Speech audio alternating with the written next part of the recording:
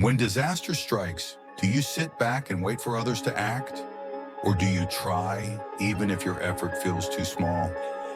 This is the story of a little bird whose courage proves that even the tiniest drops of effort can make a difference.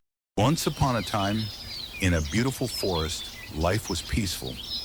Birds sang, deer played, and every creature felt safe.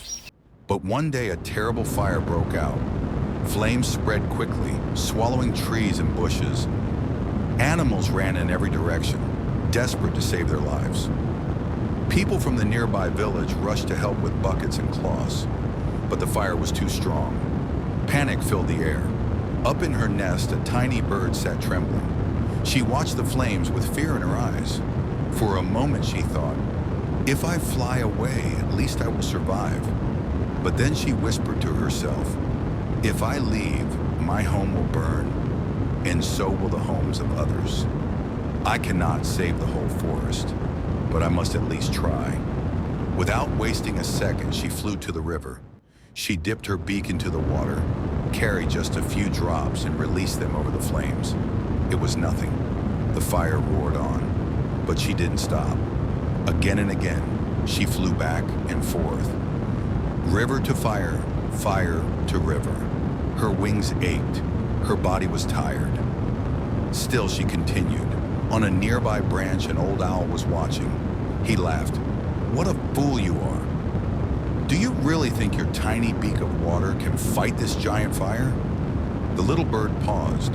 Her chest was heavy, her eyes filled with tears. But then she looked straight at the owl and said softly, I know I cannot put out the fire alone. My drops may not save the forest, but at least when this is over, I will know I tried.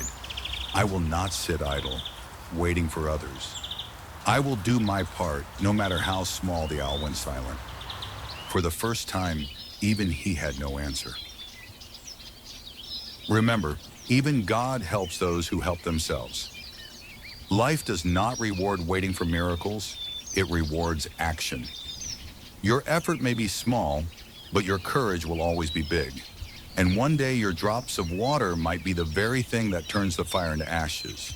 If this story inspired you, share it with someone who needs hope today.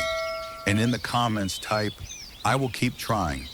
Let's see how many of us are ready to be like that little bird.